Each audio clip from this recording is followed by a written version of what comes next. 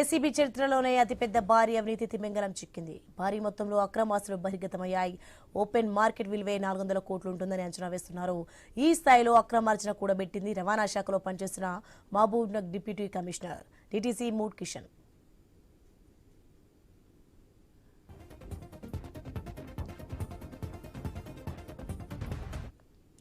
Secunderabad old Bowenpally Rajarajeshwari నగర్లోని కిషన్ ఇంటితో పాటు తెలంగాణ వ్యాప్తంగా మరో 11 ప్రాంతాల్లో ఏసీబీ బృందాలు ఏకకాలంలో సోదాలు నిర్వహించాయి. నగదు నగలతో పాటు అక్రమాస్త్రకు చెందిన కీలక పత్రాలను స్వాధీనం చేసుకున్నట్లు చెబుతున్నారు. హైదరాబాద్తో పాటు మహబూబ్నగర్, నిజామాబాద్, సంగారెడ్డి జిల్లాలోని కిషన్ బంధువులు, సన్నిహితుల ఇళ్లలో సోదాల్లో చేయగా 12,72 లక్షల స్థిర చరాస్తులు దొరికాయి. బహిరంగ మార్కెట్లో వీటి విలువ 400 కోట్ల పైమాటే అన్నది ఒక అంచనా.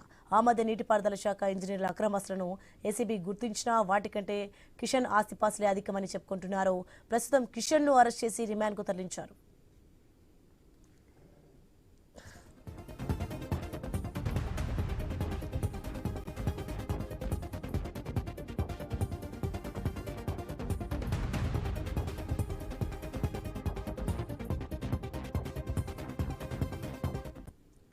ఇక 1994లో అసిస్టెంట్ వెహికల్ ఇన్స్పెక్టర్ గా రవాణా శాఖలో ఉద్యోగం మొదలుపెట్టిన కిషన్ పై మొదటి నుంచి ఆరోపణలున్నాయి. బోధన్లో మోటార్ వెహికల్ ఇన్స్పెక్టర్ గా ఉంటూ మద్నూరులో చెక్ పోస్ట్ పర్యవేక్షణ బాధ్యతలు చూసేవారు.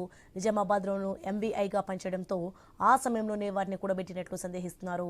మేడ్చల్ మెహదీపట్నం ఆర్డీఓగా పనిచేసి ప్రమోషన్ పొందిన కిషన్ ఏడాది క్రితమే మహబూబ్ నగర్ డిప్యూటీ కమిషనర్ గా వెళ్లారు.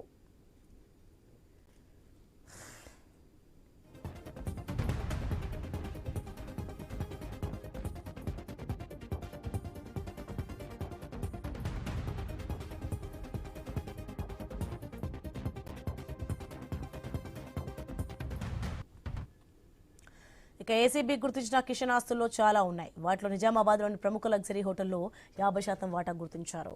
నిజామాబాద్లో ప్రముఖ ఫర్నిచర్ దుకాణం ఉన్న 3,000 చదరపు గజాల స్థలం కిషన్దిగా తేల్చారు.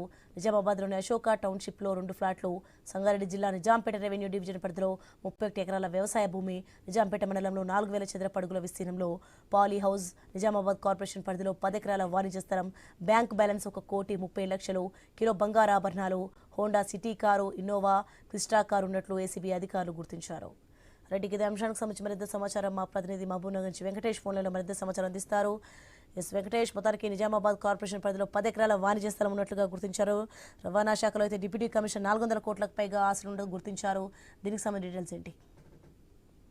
సోని, రవాణా శాఖలో లంచాలు తీసుకుంటూ భారీ మొత్తంలో ఆస్తులు కూడగట్టిన సమాచారంతో ఇప్పటికే ఏసీబీ అధికారులు నిన్న ఏకకాలంలో 11 ప్రాంతాలలో ఏకకాలంలో దాడులు నిర్వహించారు. దాంతో మహబూబ్ నగర్ ఆర్టీఓ కార్యాలయంతో పాటు నారాయణపేట జిల్లాలో కూడా కార్యాలయంలో సోదాలు నిర్వహించారు. ప్రతి అంశానికి సంబంధించిన తనిఖీలు నిర్వహించారు.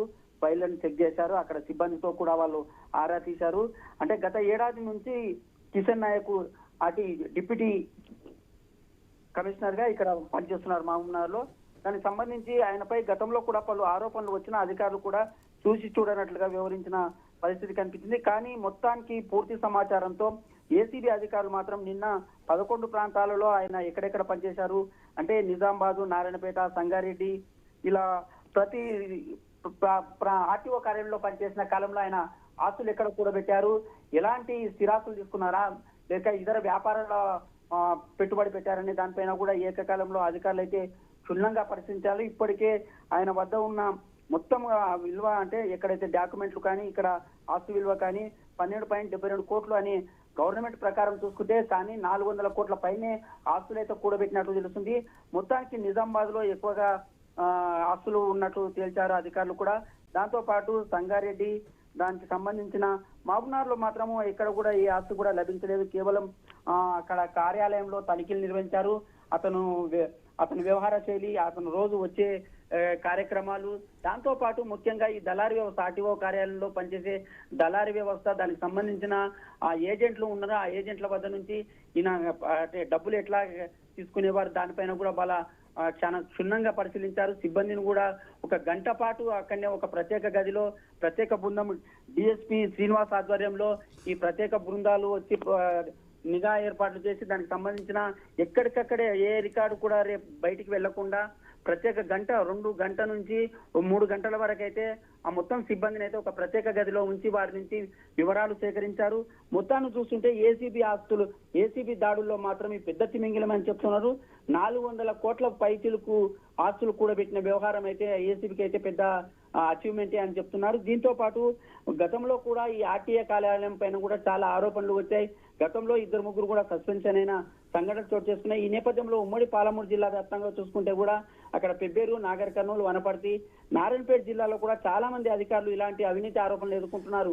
కానీ ఒకేసారి ఏకకాలంలో ఏసీబీ దాడులు వాళ్ళు మొత్తం రికార్డులు పరిశీలించి వాళ్ళ పైన వచ్చిన ఆరోపణలు ఒకేసారిగా ఏకకాలంలో 12 చోట్ల రాష్ట్ర వ్యాప్తంగా నిజామాబాద్, సంగారెడ్డి, మహబూబ్ నగర్, నారాయణఖేడ్, నారాయణపేట ఇలా పలు ప్రాంతాలలో తనిఖీలు నిర్వహించి మొత్తంగా ఆస్తులైతే జప్తు చేసిన సంఘటన చోటు చేసుకుంది. ఈ నేపథ్యంలోనే అరెస్టు చేసి రిమాండ్ కూడా తరలించిన ఈరోజు కోర్టులో కూడా ప్రొడ్యూస్ చేసే అవకాశం. ఈ నేపథ్యంలో ఇలాంటి అధికారులపై ఏసీబీ దాడులు చేయడం ఇదైతే సంచలనంగా మారిందని చెబుతూ భవిష్యత్తులో కూడా ఇలాంటి పరిస్థితులు నెలకొండా ఆర్టీఏ అధికారులు సక్రమంగా పనిచేయాలని, ప్రజలకు అందుబాటులో ఉండాలని అయితే ప్రజలైతే కోరుకున్న పరిస్థితుల్లో కానీ తరతరాలుగా ఎన్ని సంవత్సరాలైనా సరే ఇటువంటి శాఖలో మాత్రం అవినీతి తిమింగలం అయితే ఎన్ని సస్పెన్షన్లు గురైనా, ఎన్ని ఏసీబీ దాడులు గురైనా కూడా ఉమ్మడి పాలమూరు జిల్లా వ్యాప్తంగా గతంలో కూడా చాలా ప్రాంతాలలో 2 అధికారులు సస్పెన్షన్ అయ్యారు. తర్వాత మరో 2కి షోకాజ్ నోటీసులు వచ్చాయి. ఇలా చాలా ప్రాంతాలలో అధికారులకు ఎన్ని హెచ్చరికలు ఏసీబీ దాడులు చేసినా కూడా వాళ్ళ తీరు మాత్రం మారడం లేదని చెప్పవచ్చు. ఏది ఏమైనా భవిష్యత్తులో ఇలాంటి అవినీతి అధికారులు చేజిక్కించిన అవకాశం అయితే ఏసీబీ అధికారులే చెప్తున్నారు. సోని right, thanks for the updates Venkatesh.